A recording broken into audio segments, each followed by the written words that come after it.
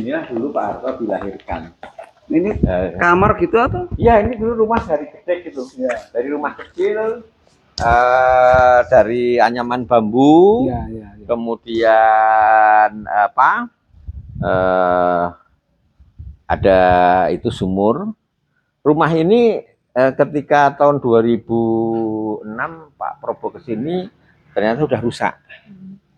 Rumahnya nih yang di sini atau yang ini? Ini yang ada yang pendopo ini. Bekas pondasi ini. Oh, ini bekas pondasi ini. Oh, ini. Kemudian oleh Pak Probo kemudian dibangunlah museum berarti ini dan rumahnya nih ini ya. Nah, ini pendopo ini karena permintaan pengunjung pada saat itu biar ada kegiatan di sini, ada kegiatan yang dilakukan di tempat lahirnya Pak Harto. Silakan dipakai. Oh, ini tempat lahirnya Pak Harto di rumah ini.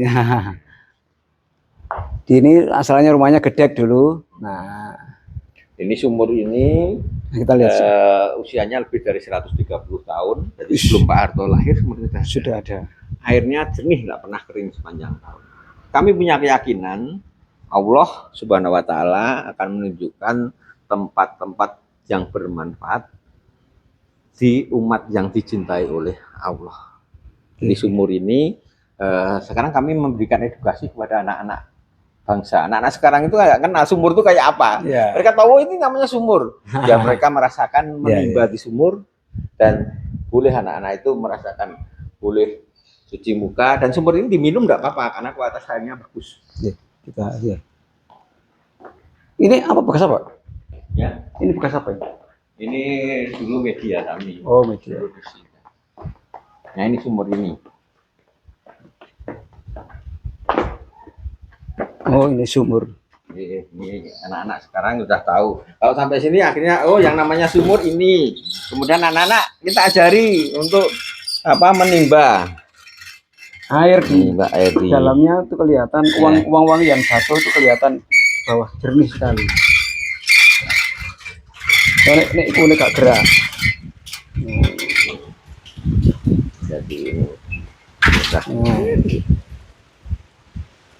ini sumur dari jernih airnya. Ya.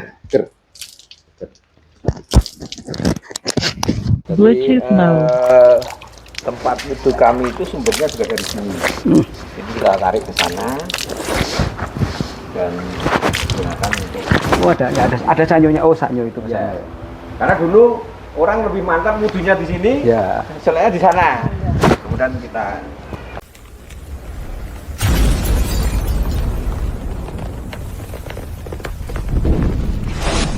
Waji Arinda Skau keren.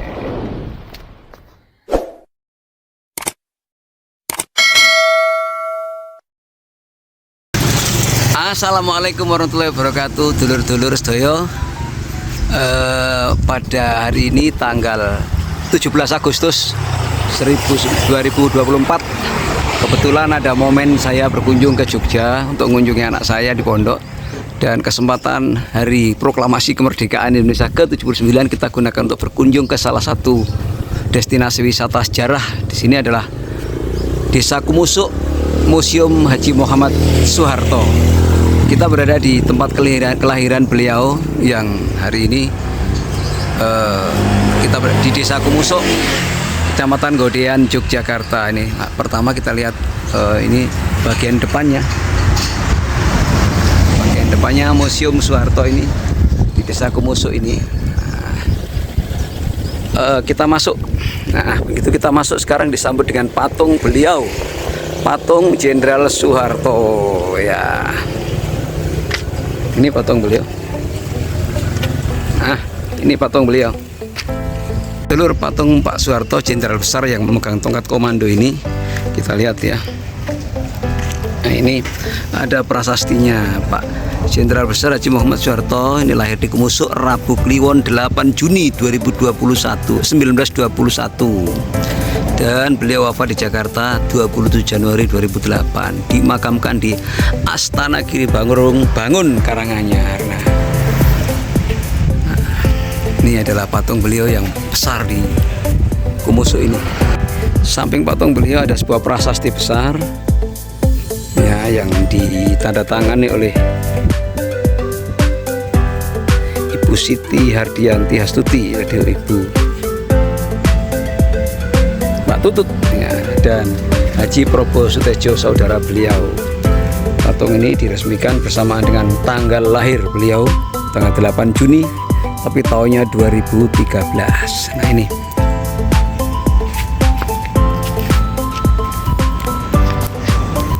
oke, ini ada pendopo. Nanti kita masuk dulu ya. Sekarang kita masih sholat dulu. Nah, sholat asar, sholat duhur dulu. Nah, di sini terus sambil sebelum kita masuk kita sholat dulu ya. Di sini ada musola kecil, sangat minimalis musola di Museum Muhammad Soeharto. Nanti kita ke sana, tapi sekarang karena masih kita baru mau sholat dulu, kita lihat sekilas. Ada patung di halaman ini, di situ ditulis patung. Ada patung. Patungnya tulisannya adalah Soeharto nunggang kebu. Nah ini Pak Soeharto ini ketika masa kecilnya di Desa Kemusu ini nunggang kebu yang seperti sekarang ini ya. Pak Soeharto nunggang kebu di sini ya. Oke. Ini patung di halaman paling depan. Ini suasana Museum Haji Muhammad Soeharto di Desa Kemusuk. Halaman depannya ini ya. Nah, ini halaman depannya. Saya sekarang berada di musola setelah sholat duhur. Ada pendopo joglo begini, khas Jawa. Tadi saya sempat berbicara sama penjaganya, katanya ini mungkin orang-orang sedang upacara Pak, enggak kesini. Biasanya kalau ada sekolah banyak anak-anak sekolah yang datang ke sini. Ini adalah Museum Pak Harto, dulur-dulur. Kita lihat ini Memorial Jenderal Besar Haji Muhammad Soeharto. Kita sekarang berada di depan. Kemudian ini sa.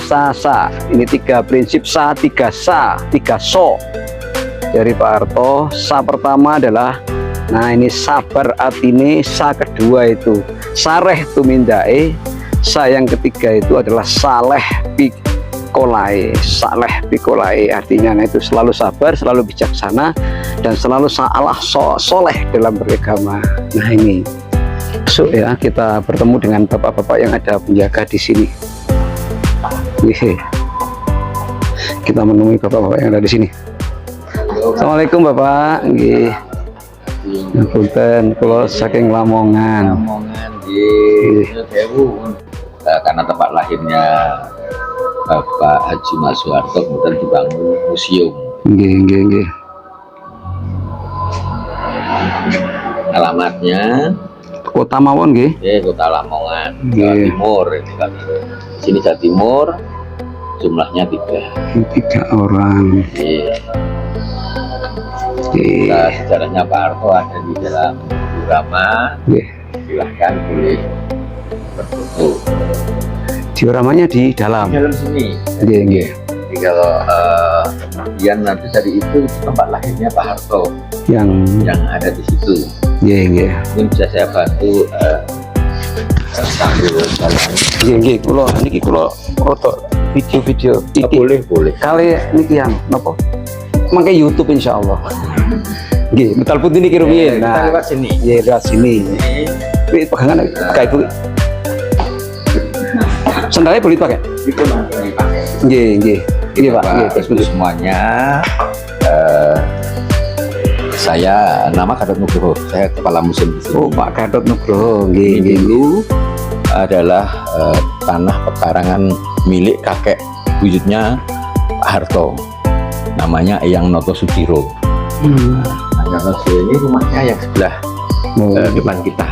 Yang sini atau yang itu? Oh, yang sana berarti. Itu Pak Noto adalah rumah kecil, ukurannya 200 meter persegi.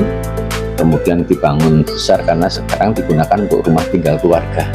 Sampai sekarang ya. Kalau putra putri Pak Harto kesini, beliau singgah istirahatnya di rumah Eyang Noto Sudiro. Kemudian di sini adalah rumahnya kakeknya Pak Harto, Eyang Atmo Sudiro. Sekarang kita gunakan untuk diorama perjalanan sejarah Pak Harto. Ini silsilah silsilahnya Pak Harto di sini. Pak Harto menikah dengan Ibu Siti Hartinah. Pin itu. Lahirlah putra putrinya ada 6. Yang pertama Siti Hardianti Hastuti, dikenal dengan Bu Tutut. Mbak Tutut, ya. Tutut. Yang kedua Pak Sigit. Mbak Sigit ya. Yang ketiga Pak Bambang Triatmojo. Yang ketiga ini calon ibu negara Bu Titik Soeharto.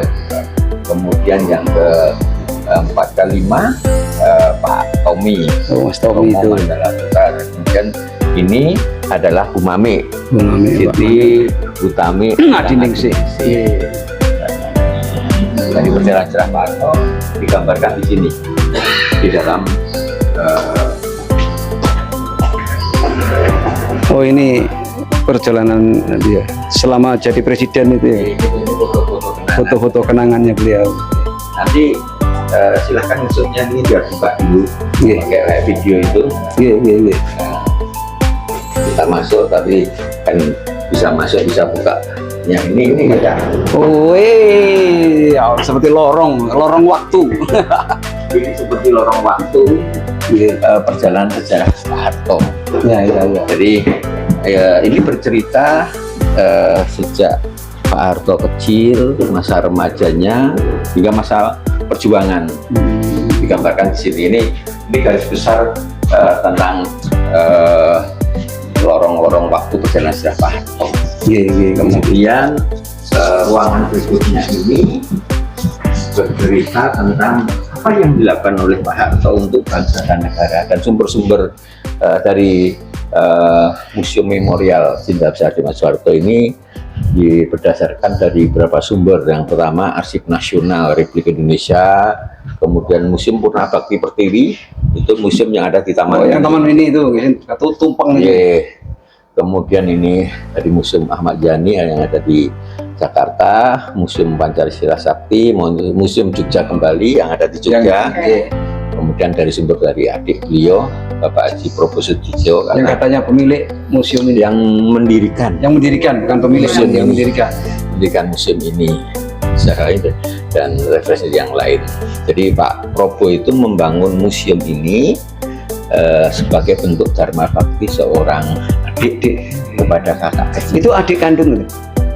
Satu ibu beda bapak. Satu itu beda bapak. Istilahnya kalau sebenarnya itu secara biologis adik kandung. Tapi kalau dalam istilah itu biasanya yang satu bapak itu yang jadi dikatakan adik kandung. Ya, sini sudah betul adik kandung. Yang betul ada. Ini karena satu dari itu yang sama. Kemudian ini adalah peristiwa yang dikenal dengan peristiwa serangan umum 1 Maret. Oh, yang ada filmnya itu, yang ada filmnya Janur Kuning. Janur Kuning. Power off. Silakan.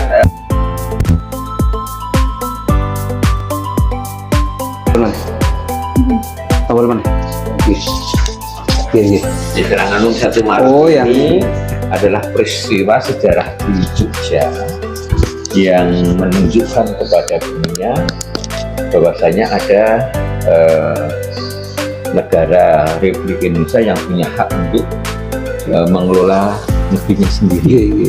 Karena kita itu ketika kita memproklamirkan kemerdekaan yang diproklamirkan oleh Insinyur Soekarno dan Muhammad Hatta, itu Belanda itu merasa Jepang kalah dari sekutu, saya bagian dari sekutu, sedangkan saya itu mengelola negeri Indonesia itu sudah bertahun-tahun, ratusan tahun, sehingga Belanda mengatakan itu adalah hak yang mengelola adalah kami. Orang Belanda mengatakan seperti itu, dan mereka mengatakan Soekarno dan Hatta dan kelompok yang memproklamirkan kemerdekaan itu adalah para ekstremis.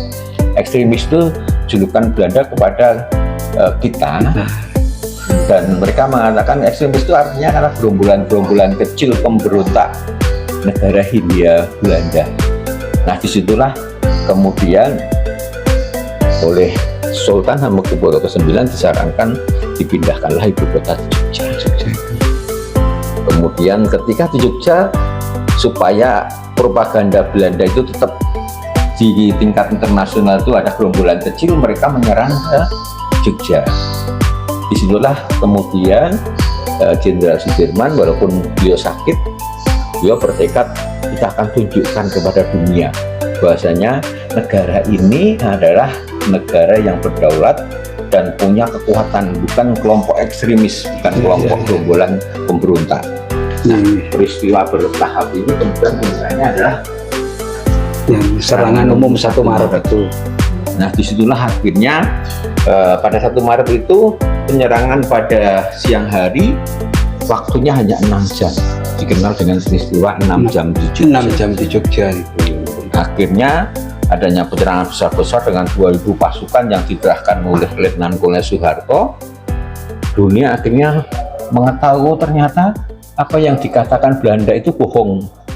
Ternyata Republik Indonesia itu adalah suatu negara yang punya kekuatan angkatan bersenjata yang cukup besar. Ya. Sehingga kemudian oleh Perserikatan Bangsa-Bangsa, negara Republik Indonesia diakui. Yang dikenal dengan apa? Sekarang diperingati setiap tanggal 1 Maret serangan umum itu. Ya, 1 Maret itu sebagai hari kedaulatan Indonesia. Itu peristiwanya yang di pusat kegiatannya Pusat kegiatan di Hotel Tugu. Itu sekarang ya di gimana? pusat di kota Jogja. Ada tugunya itu. Hotel Tugu itu letaknya di sebelah timurnya stasiun Tugu. Ada Hotel Wisma Garuda di Malioboro. Sebelah utaranya ada rel kereta api. Sebelahnya itu ada Hotel Tugu yang dulu digunakan untuk pusat markasnya Belanda ketika menguasai yang di sana itu. Saya pikir yang di Hotel Vandenberg itu bukan? Bukan. Vandenberg itu salah satu tempat asrama jalan di sana. Tapi pusat utamanya di Hotel Tugu itu. Nah, ini peristiwa ketika kedaulatan Republik Indonesia diakui oleh Perserikatan Bangsa-Bangsa tanggal 29 Juni 1949, dan disinilah mulai Belanda harus meninggalkan Republik Indonesia. Dan Presiden Soekarno itu secara khusus mengundang Letnan Kolonel Soeharto, mengucapkan terima kasih. Yang Soeharto diundang di Istana Negara di Gedung Agung yang dekat titik nol, yang depannya museum itu. Depannya museum Benteng Berdebek itu ada Istana Negara, Gedung Agung, dan Soekarno mengucapkan terima kasih karena kamu anak muda, masih usianya 28 tahun, bisa mengerahkan 2.000 pasukan, menguasai markas-markas Belanda yang ada di Jogja, dan akhirnya kedaulatan Republik Indonesia diakui dunia. Mulailah kedekatan Soekarno dengan Soeharto terjalin di sini. Kemudian yang kedua adalah peristiwa yang dikenal dengan Operasi Trikora. Yang Trikora, pembebasan Irian Barat. Papua itu. Irian Barat waktu itu. Namanya dulu Irian Barat. Karena apa? Harusnya sejak tahun 1949 Belanda sudah harus pergi dari seluruh wilayah Republik Indonesia. Ternyata Belanda pengen menguasai satu pulau, dulu namanya Irian Barat, sekarang namanya Papua. Bahkan Belanda membentuk itu wilayah itu jadikan negara boneka, namanya Papua. Sehingga Bung Karno marah dan menyampaikan, kita gerakkan komando rakyat, 3 komando rakyat. Yang satu, yang pertama adalah gagalkan pembentukan negara boneka Papua. Yang kedua, tancapkan merah putih di bumi Cendrawasih. Dan yang ketiga, serang Irian, bebaskan Irian dari penjajahan Belanda. Nah, pada saat itu Pak Harto pangkatnya Brigjen bintang 1, oleh Bung Karno dinaikkan menjadi Mayor Jenderal bintang 2. Kemudian ditugaskan, kamu harus memimpin penyerangan Operasi Trikora, dikenal dengan Soeharto itu sebagai Panglima Komando Mandala. Mandala wilayah timur, penyerangan wilayah timur. Nah, disitulah Pak Harto punya tugas hanya 8 bulan, 19 Desember 61 sampai 15 Agustus 62 untuk menyelesaikan persoalan di Irian. Nah, ketika itu Soeharto dengan kekuatan penuh, sebenarnya peperangan besar-besaran dengan pihak asing itu terjadi ketika operasi Trikora. Jadi Soeharto mengerahkan pasukan dari darat, laut dan udara melalui 3 poros. Markas utamanya di Makassar, itu poros tengah, kemudian poros utara itu di Manado, poros selatan di Nusa Tenggara Barat. Itu secara serentak mau menuju ke Irian untuk menghantam pasukan Belanda yang ada di sana. Melihat kekuatan yang besar itu, Belanda takut. Yang ada di Irian takut, mesti akan dihancurkan oleh pasukan Indonesia.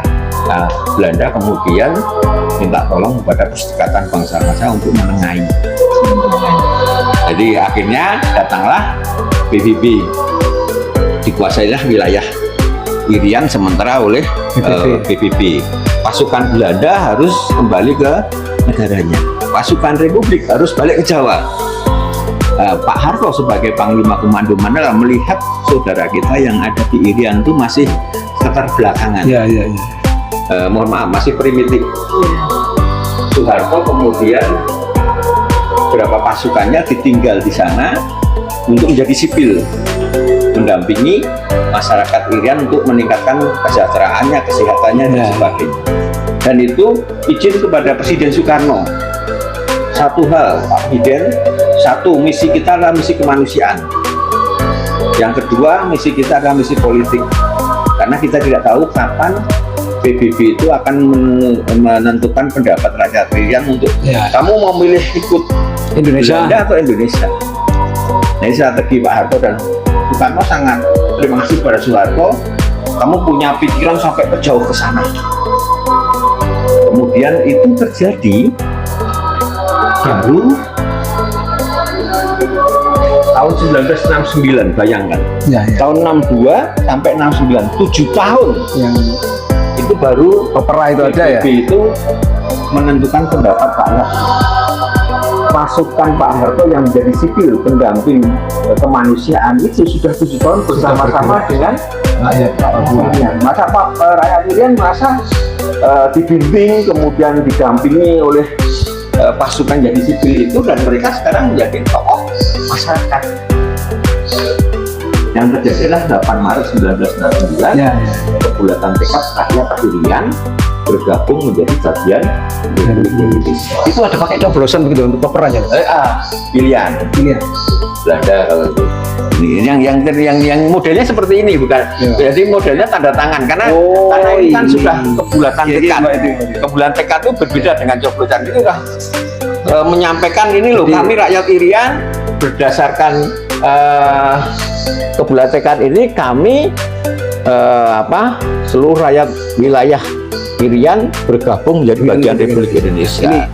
Dan ini bukti otentiknya. Ini tanda tangan kepala suku, kepala kampung, tokoh masyarakat di sini. Oh, ini cap jempol. Ya, kalau orang Irian belum bisa tanda tangan cap jempol. Yang ini nama-namanya itu rata-rata yang bisa tanda tangan ini adalah tentara yang jadi sipil kan. Strategi politik bagus juga kan? Strategi politiknya bagus. Ada yang diadop oleh Portugis, tapi ini track record, ini mohon track record. Ini Portugis itu belajar dari strateginya Pak Harto ketika peristiwa Irian. Itu ketika Pak Harto lengser dari jabatan presiden. Timur masuklah pasukan Portugis ke Timur sebagai sipil. Nah, ketika Pak Habibie memimpin negeri kita, itu ada namanya referendum. Tahun 9. Merasa Pak Habibie dan kita itu referendum pasti masuk ke Indonesia. Ternyata sudah pasukan Portugis itu jadi sipil sudah masuk ke sana. Mereka belajar dari strateginya Soeharto ini. Nah ini orang luar belajar dari Pak Harto untuk menjadikan Timur itu merdeka.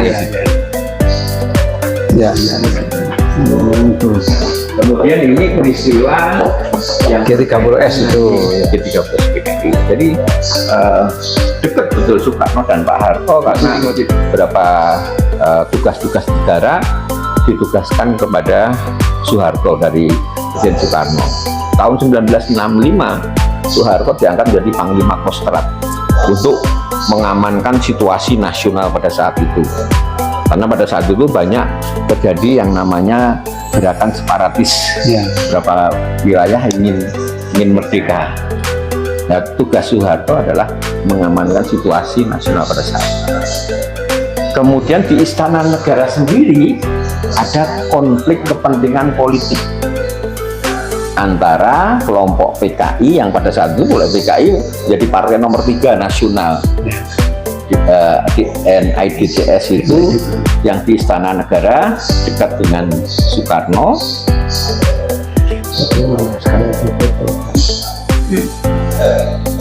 Kemudian para jenderal, 7 jenderal pendamping presiden itu selalu mengingatkan Soekarno tentang ideologi Pancasila. Karena PKI ingin mengubah ideologi ini menjadi ideologi komunis. Bahkan Presiden Soekarno selalu menyatakan di tingkat nasional ideologi kami adalah Nasakom, nasionalis, komunis, dan agama. Yang kemudian selalu diingatkan oleh para 7 jenderal pendamping presiden. Nah, konflik itu sering terjadi benturan kepentingan politik antara PKI yang ada di istana dengan 7 jenderal tersebut. Soekarno sering mengatakan yang nanti layak mengganti saya adalah Ahmad Yani, karena Ahmad Yani itu adalah seorang petinggi militer yang cerdas, tegas, dan dia mampu untuk memimpin negeri ini. Yang khawatir adalah kelompok PKI, karena PKI kalau Ahmad Yani itu pada saat tertentu Soekarno sakit atau apa kemudian menunjuk Ahmad Yani jadi penggantinya, otomatis akan tersingkir dari istana. Karena bertentangan politik, ideologi komunis dan Pancasila. Nah, disitulah kemudian PKI membuat suatu gerakan yang gerakannya ada Dewan Jenderal yang akan membunuh presiden. Isunya begitu. Isunya itu disampaikan ke lingkungan istana. Di lingkungan istana itu ada namanya Kolonel Untung. Jadi seorang waktu itu Letnan Kolonel Untung, seorang petinggi di Pas Pampres, pasukan Cakrawirawa namanya. Nah, Kolonel Untung itu seorang perwira menengah pengen menjadi Panglima TNI. Dia harus mengikuti jalur Letkol, Kolonel, bintang 1, bintang sampai bintang 4, ya kan? PKI mengatakan kita bikin isu ada Dewan Jenderal yang akan membunuh presiden. Sehingga isu itu dilontarkan kepada pasukan Jakarta. Sebelum itu Dewan Jenderal membunuh, kita dahulukan dilakukan. Kemudian terjadilah yang namanya peristiwa 30 September. Dan gerakan ini yang sebenarnya Presiden Soekarno itu juga tidak sampai kepikiran gerakan dari teman-teman PKI itu sampai ada penculikan dan pembunuhan. Itu kan tragedi berdarah bagi bangsa kita. Kemudian beliau memerintahkan Mayor Jenderal Soeharto sebagai Panglima Kostrad untuk mengamankan situasi nasional pada saat itu. Jadi ini adalah laporan dari Mayor Jenderal Soeharto kepada Presiden tanggal 2 Oktober. Yang pertama, Soeharto betul-betul karena pimpinannya itu dibunuh dan diculik dan di mana tempatnya belum diketahui, akhirnya beliau juga secara sigap akan mencari siapa dalangnya G13 PKI itu. Ini dibaca. Nah, ini Bapak Presiden, berkah Bapak, situasi dapat kami kuasai. Usaha kami dengan rekan-rekan selalu menjauhkan pertumpahan darah dapat berhasil pula. Laporan lengkap akan segera kami sampaikan. Ini bahasa Jawa. Nyuwun dawuh, mohon petunjuk, lan nyadong deduko siap dimarahi bila saya bertindak lancang. Yang hebat di sini, anak Anda. Dekat antara Soeharto dan Soekarno. Karena apa? Karena Soekarno itu sering bertanya kepada Soeharto. Ini suratnya tanggal 2 Oktober 265. Jenazah para jenderal belum Belum ditemukan. ditemukan. Ini nanti jenazah para jenderal itu ditemukan pada tanggal 4 Oktober. Akhirnya terkuak dalangnya adalah PKI. Di situ. Jadi dekatnya Soeharto dan Soekarno itu sering Soekarno bertanya kepada Harto. Harto, kalau ada sesuatu mengenai saya, kan pimpinan itu tidak langgeng. Apa yang kamu lakukan terhadap saya? Soeharto jawabnya gini, Pak Presiden, saya itu sejak kecil selalu dinasihati oleh orang tua saya tentang filosofi mikul dhuwur mendem jero. Maksudnya adalah sesuatu yang orang pernah berbuat baik kepada saya selalu saya jaga, saya pikul dhuwur, saya junjung tinggi kebaikan itu. Kemudian yang dimaksud dengan mendem jeru, manusia itu pasti tidak ada yang sempurna. Pasti ada sisi kebaikannya, sisi keburukannya. Hal yang tidak baik selalu disimpan, nggak pernah Mendem jeru itu. Jadi tidak ditampakkan. Soekarno itu adalah sosok orang yang baik kepada Soeharto. Nah, dari itulah biasa Pak Harto itu kalau bilang anak-anak Anda. Nah, ini kemudian ketika terkuak dalangnya PKI tanggal telah ditemukannya jenazah para pahlawan revolusi, ya kemudian jadikan pahlawan revolusi ini. Ayo cepat. Jadi terkuak itu Biar nyambung. terjadilah yang namanya reformasi pertama di Indonesia. Saya mengatakan reformasi pertama di Indonesia karena kemudian gerakan mahasiswa, gerakan masyarakat untuk ada 3 tuntutan rakyat. Tritura itu. 3 tuntutan rakyat. Nah, ini mulailah PKI tidak dipercaya di Republik ini. 3 tuntutan rakyat itu adalah: 1, bubarkan PKI, bersihkan kabinet dari unsur didigas PKI, dan turunkan harga. Itu krisis ekonomi besar-besaran pada saat itu. Jadi uang 1000 perak menjadi 1 perak. Ya, kalau Bapak Ibu seusia saya aja, saya kelahiran 67.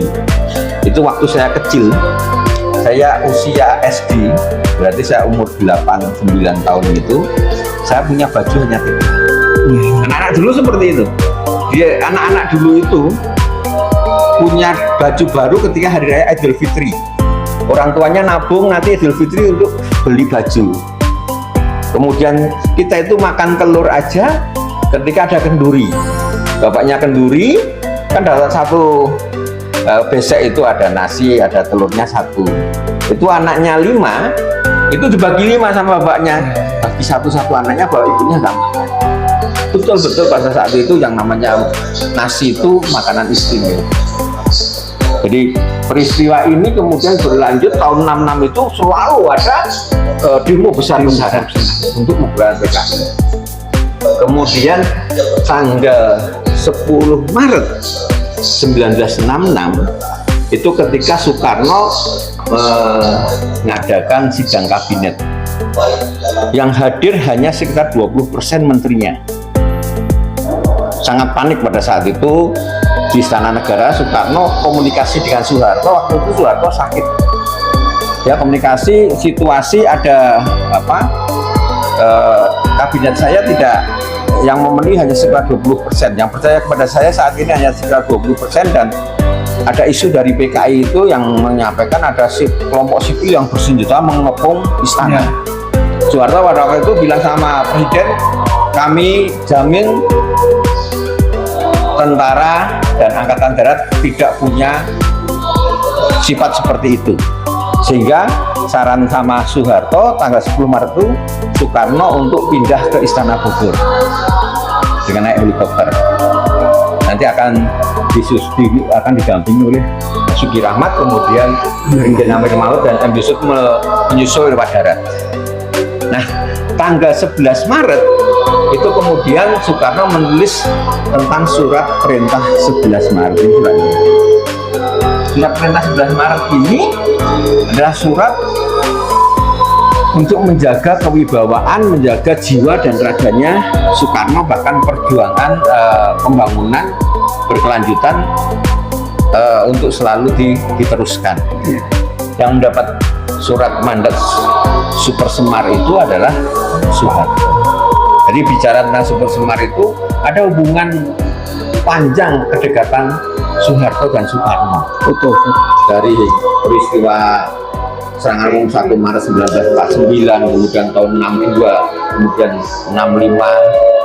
Nah, disitulah kemudian Soeharto mendapat mandat itu. Yang terbaik yang dilakukan oleh Soeharto adalah sesuai dengan konstitusi yang diterbitkan oleh MPRS. Tanggal 12 Maret MPRS menerbitkan sesuai dengan tuntutan rakyat bahwasanya bubarkan PKI.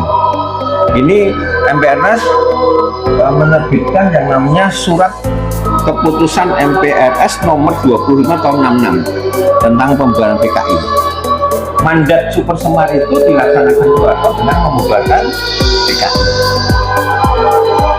Nah, ketika bulan Agustus 1966 ada pertanggungjawaban Presiden Soekarno di hadapan MPRS, ketua MPRS adalah Jenderal Nasution. Jenderal Nasution mengatakan, Pak Presiden, salah satu pertanggungjawaban Pak Presiden adalah bubarkan PKI sesuai dengan ketetapan MPRS.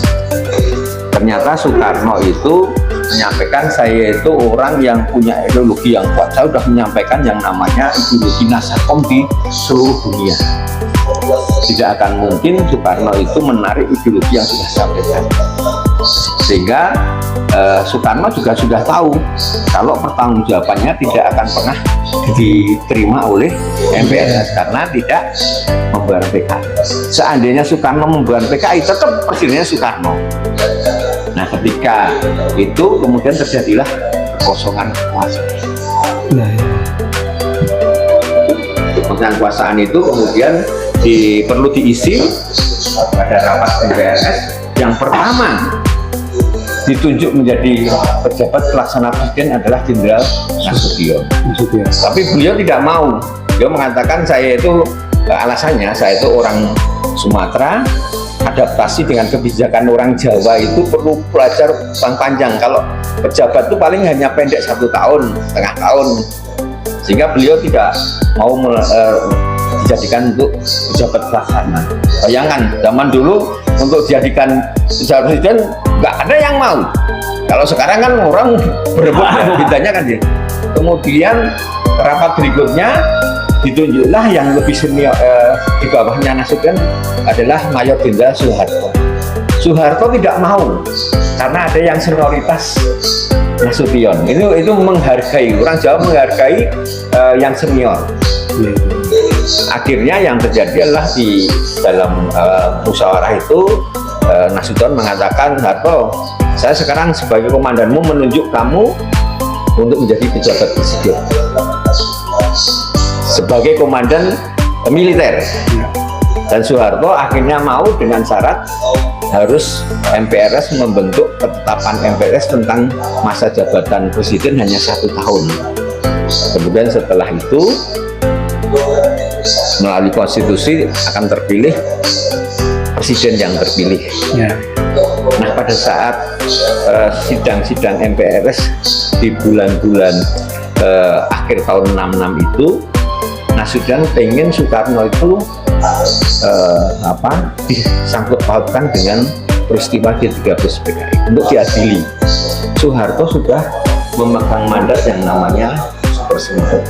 Soeharto itu adalah prajurit sejati yang pegang janjinya. Alasannya Soeharto gini, saya sebagai pejabat presiden tidak setuju. 1, Bung Karno adalah proklamator. Yang kedua, Bung Karno itu adalah salah satu pencetus Pancasila. Tidak akan punya pikiran Soekarno untuk sifat membunuh.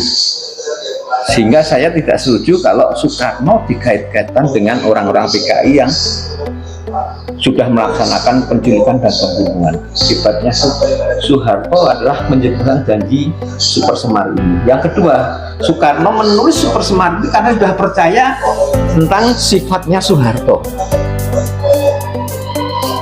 Nah ini yang kadang-kadang terjadi sejarah itu. itu. Sehingga sampai sekarang kami selalu gambarkan, generasi kita harus tahu ini loh, presiden pertama yang kedua itu sangat dekat. Sekarang kan di media kan dipurta balik. Iya. Ini kemudian ini masa-masa pembangunan. Di zaman pembangunan ya sudah.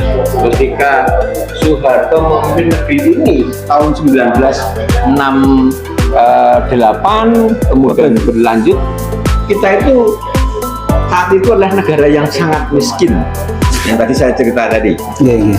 Kemudian masyarakat Indonesia pada saat tahun 70-an itu 80% masyarakat Indonesia itu masih punya 3B, buta huruf, buta angka, buta aksara, tidak bisa menulis, tidak bisa membaca, dan tidak bisa berhitung.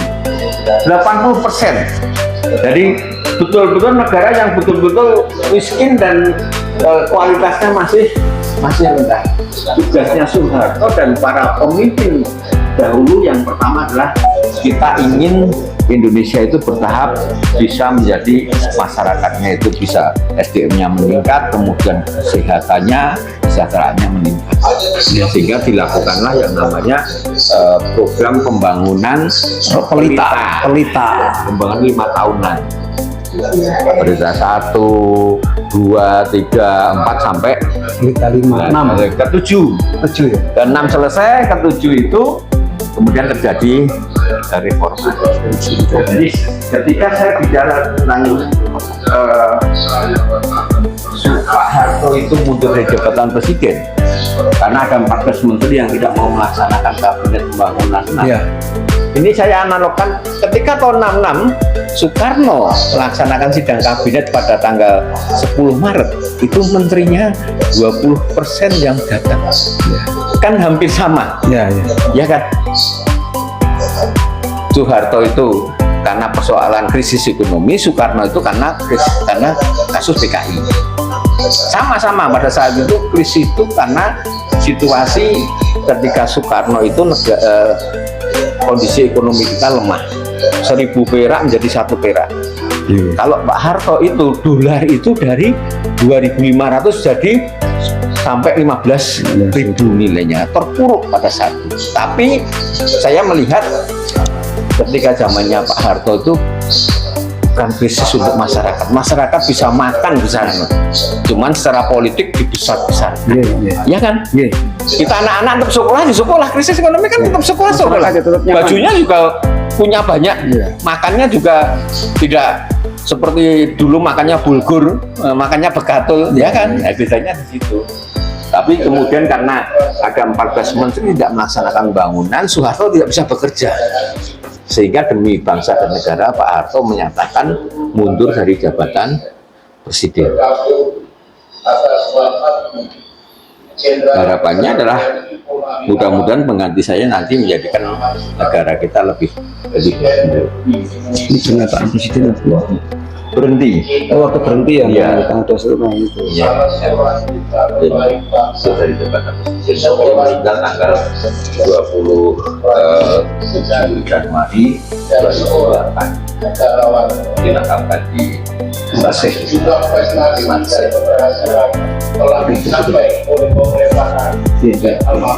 Ini sejarahnya, kemudian itu tempat lahirnya Pak Harto yang masih kami pelihara adalah sumur. Itu ada sumur kenanya di belakang.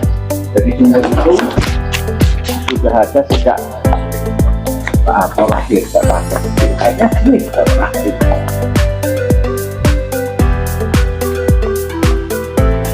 Dulu Pak Harto dilahirkan. Ini Kamar gitu apa? ya ini dulu rumah dari kecil, ya, dari rumah kecil, dari anyaman bambu, kemudian ada itu sumur, Rumah ini ketika tahun 2006 Pak Probo ini ternyata sudah rusak. Rumahnya nih yang di sini atau yang ini? Yang pendopo ini. Oh ini pas pendaki ini. Oh. Kemudian oleh Pak Probo kemudian dibangunlah museum ini kan. Rumahnya nih ini ya. Ini pendopo ini karena permintaan pengunjung pada saat itu biar ada kegiatan di sini, ada kegiatan yang dilakukan di tempat lahirnya Pak Harto. Silakan Pak. Oh. Ini tempat lahirnya Pak Harto di rumah ini. Ini asalnya rumahnya Gedek dulu. Ini sumur ini Kita lihat usianya lebih dari 130 tahun. Jadi sebelum Pak Harto lahir sudah ada. airnya jernih, nggak pernah kering sepanjang. Kami punya keyakinan Allah Subhanahu Wa Taala akan menunjukkan tempat-tempat yang bermanfaat di umat yang dicintai oleh Allah.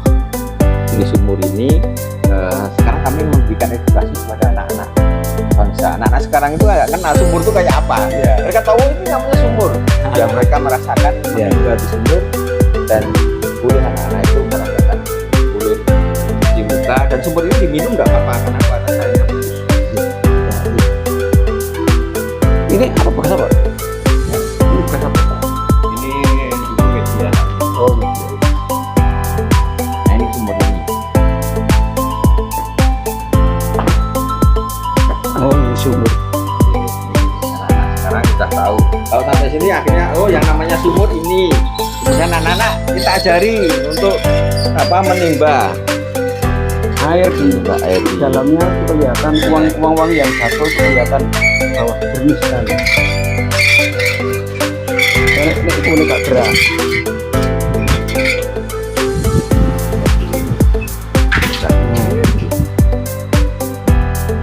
Ini sumur dari jernih kan ya.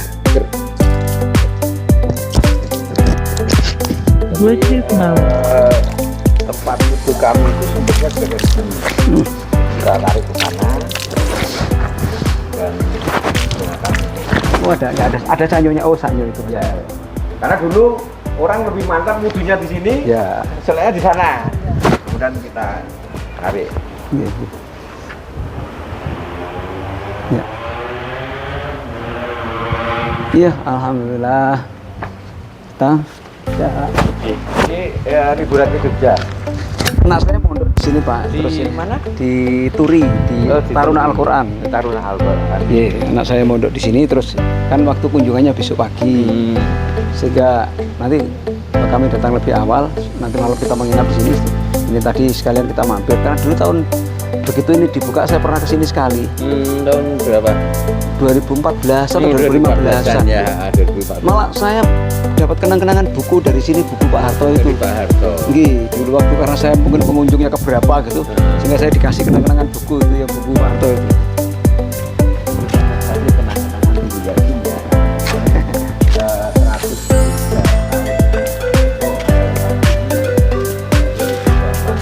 Kelasan tempat di 1921.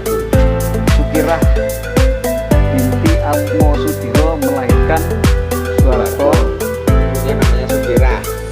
Kemudian Atmo Sudiro itu bin bapaknya. Karto Sudiro Karto Sudiro itu bapaknya. Panjang. Panjang. Panjang itu nama muda. Biasanya orang Jawa itu kan nama mudanya Panjang. Tapi ketika Nah, prasasti ini menunjukkan bahwa memang tanggal 8 Juni tahun 1921 itu Pak Harto dilahirkan di tempat ini yang sekarang jadi pendopo ini supaya tidak hilang. Dan dulu asalnya pendopo ini dari rumah yang dari Gedek atau Sesek itu. Ini pondasi-pondasinya. Jadi pondasi-pondasinya, tapi sekarang karena rumah Seseknya sudah dipugar, diganti bangunan seperti ini oleh Pak Haji Probo Sutejo. Jadi dulur-dulur, maka kita bersyukur hari ini ketemu dengan Pak Nugroho yang menceritakan bagaimana sejarah perjalanan Pak Harto baik ketika masih kecil dan selama perjuangan sampai ke beliau mengundurkan diri pada tanggal 21 Mei tahun 1998. Oke, kita matikan dulu. Ya, kita sekarang melihat masih ke pendopo-pendopo ini ya. Nah, dulur, Ini adalah rumah pemilik kakek-kakeknya Pak Harto masa kecil dulu. Nah, rumah ini sampai sekarang masih dihuni. Jadi kalau Mbak Tutut, Mbak Mami, kemudian saudara-saudara dari Mbak Tutut atau anak-anaknya Pak Harto berkunjung ke Jogja, sebagian besar masih menginap di rumah ini dan sampai sekarang masih jadi rumah tinggal ini di sini. Dan ternyata museum ini, kalau ketika dulu saya kesini tahun 2014, itu museum itu belum ada dioramanya. Jadi alhamdulillah sekarang sudah dilengkapi sehingga kita bisa menyaksikan sejarah perjuangan dan perjalanan hidup Pak Harto mulai lahir sampai beliau menjadi presiden, berjuang melawan Belanda, dan sampai jadi beliau mengundurkan diri pada tanggal 21 Mei tahun 1998 dengan masa reformasi itu. Oke, ini adalah sejarah yang luar biasa. Bagaimanapun juga Pak Harto adalah presiden, bapak pembangunan kita yang 32 tahun memimpin negeri yang sangat kita banggakan ini. Jadi beliau ternyata menjadi bapak pembangunan yang luar biasa. Kalau belum pernah ke sini, datang ke sini supaya tahu ini adalah tempat kelahiran Pak Harto, Desa Kumusuk yang sangat sederhana, sangat jauh dari kota. Ternyata ini dari arah Jogja ke arah barat. Ini ada kalau sekitar 15 kilometeran itu ya. Oke, ikuti terus perjalanan ini.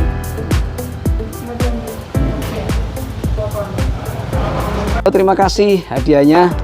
Kebetulan kami sore ini keluarga mendapat hadiah buku Yasin dari 100 tahun kelahiran Pak Harto. Jadi luar biasa. Nggih, matur nuwun Pak Nugroho. Ya Allah, luar biasa. Hanya menjadikan barokah untuk kita semua. Nggih, amin. Matur nuwun. Ini kunjungan kami yang kedua untuk saya, dan ini istri saya, anak saya yang pertama. Nggih.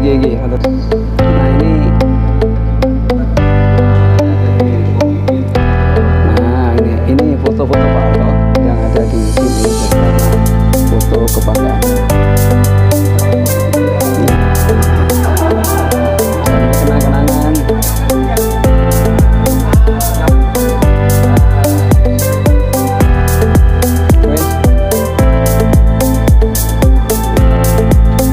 Dulu kalau kita membaca tulisan ini, petilasan tempat Ibu Sukirah ini punya Pak Harto.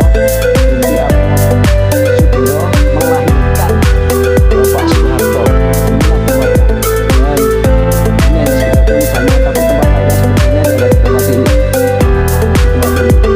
Tapi kan ini masih rumah gede, belum sebagus ini sudah dibuka.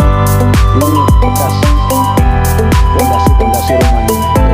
Jadi kita bisa menyaksikan tempat ini. Mudah-mudahan ini menjadi sesuatu yang bermanfaat untuk kita dalam rangka mengenang sejarah perjuangan Pak Harto di Desa Kumusuk.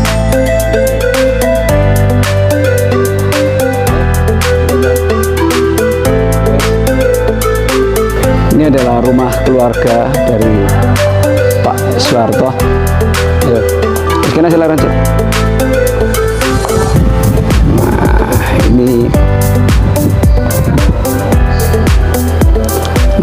Di sinilah ada foto-foto kenangan Pak Harto ketika masih kecil di rumah gubuk ini bersama Putin.